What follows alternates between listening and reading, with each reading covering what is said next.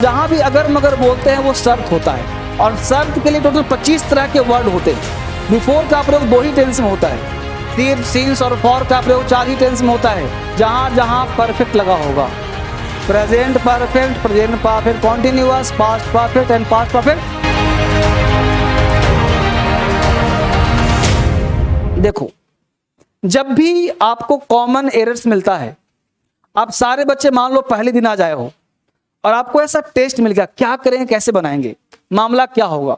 तो हर टेस्ट के पीछे एक लॉजिक होता है, और लॉजिक अगर पता है पहले से तो बनेगा, नहीं पता तो नहीं बनेगा।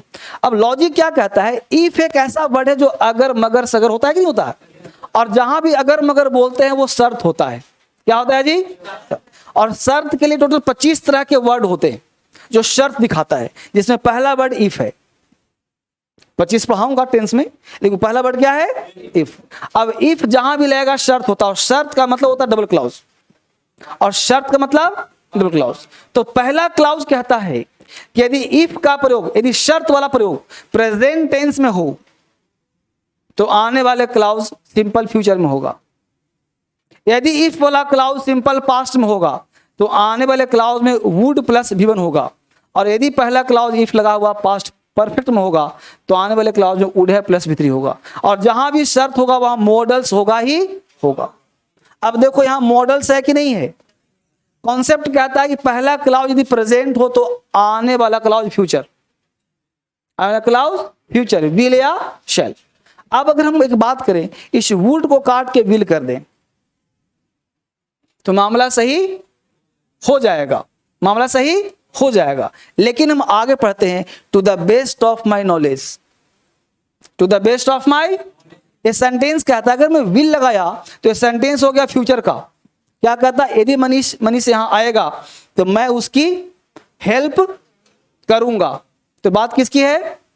फ्यूचर की। और भविष्य की बात हम जानते नहीं हैं, जानते हो, लेकिन यहां पे कह रहा है to the best of my knowledge, जहां तक मेरे नॉलेज में है।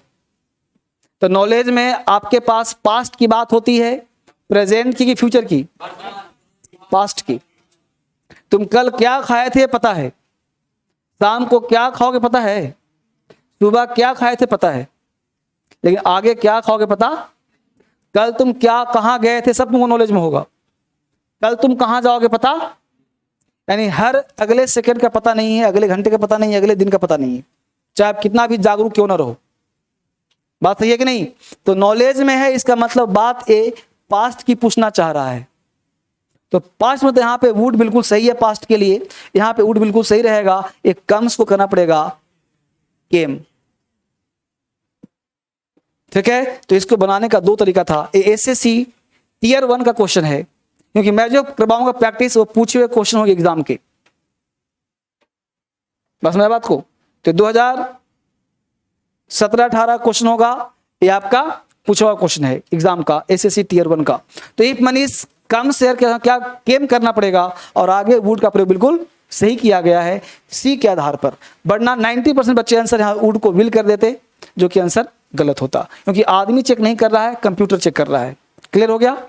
क्वेश्चन 2 पे आ जाइए। क्वेश्चन 2 कह रहा है द फिल्म स्टार्टेड, फिल्म हो गया सब्जेक्ट, स्टार्ट वर्ब का सेकंड फॉर्म पास्ट टेंस का प्रयोग किया गया है।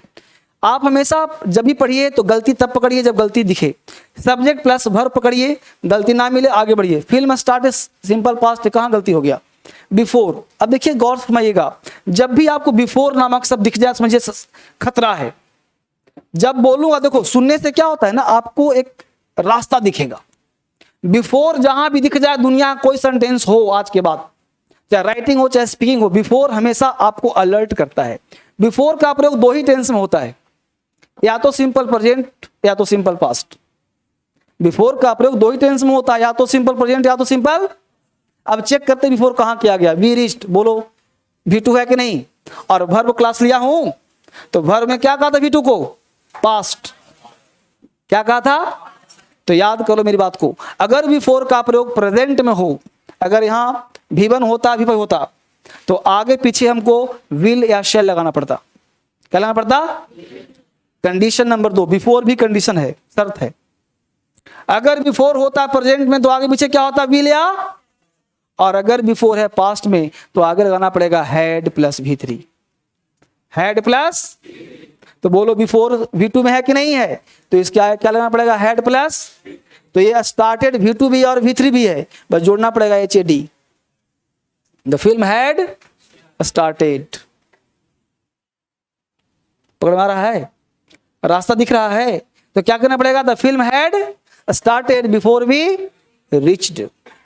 कहोगे सर कैसे बनेगा, ये सब टेंस का टेस्ट है, जब टेंस पढ़ाऊंगा ना तो तुम आंख बंद करेगा, उंगली रख गया, यही आंसर है, समझ पा रहे हो, ऐसा टैलेंट बना दूंगा मैं। अब देखो क्या लिखा, I am a bit worried, I am a bit worried, यहां एम के साथ V3 दिया है, मतलब पैसिव वॉइस। क्या कहा था, एक्सिलरी वर्ब के बाद अगर V3 का प्रयोग हो तो पैसिव वॉइस होता है, तो I am bit worried because I didn't see him at. अब देखो एट एक ऐसा वर्ड है जो हमेशा प्रेजेंट परफेक्ट टेंस में होता है, कहां होता है जी, एट। जो बताऊंगा इंग्लिश में दो ही चीज है, फैक्ट और कॉन्सेप्ट। 150 फैक्ट है याद कर लो, एग्जाम में वही आएगा, 150 कॉन्सेप्ट है याद कर लो, एग्जाम में वही आएगा, उससे बाहर कुछ नहीं आता, राइटिंग हो चाहे स्पीकिंग हो। एट का हिंदी होता है अभी तक। एट का प्रयोग सिर्फ और सिर्फ कहां करते बेटा, प्रेजेंट परफेक्ट टेंस में। टेंस का नाम देखो कौन सा, डिडंट किस में होता है, सिंपल पास्ट, तो बोलो इस डिडंट को क्या कर देंगे, आई हैवंट, यही ना होगा, खत्म। Question number 4, Ravi told me that this was his ideal for a long time. Ravi told me, बोलो पास्ट है कि नहीं, that this was his ideal for a long time. ध्यान देना, सिंस और फॉर का प्रयोग पढ़े हो तुम लोग, सिंस और फॉर का प्रयोग 4 ही टेंस में होता है, सिंस फॉर का प्रयोग 4 ही टेंस में होता है बाबू, जहां जहां परफेक्ट लगा होगा, present perfect, present perfect continuous, past perfect and past perfect. तो देखो तो दिस वाज हिज आइडियल में फॉर लगाया है, एक कहीं है परफेक्ट का टेंस, तो इस वाज को काट के करना पड़ेगा परफेक्ट। तो कौन सा पास्ट करें सर, तो लगा दीजिए हैड बीन।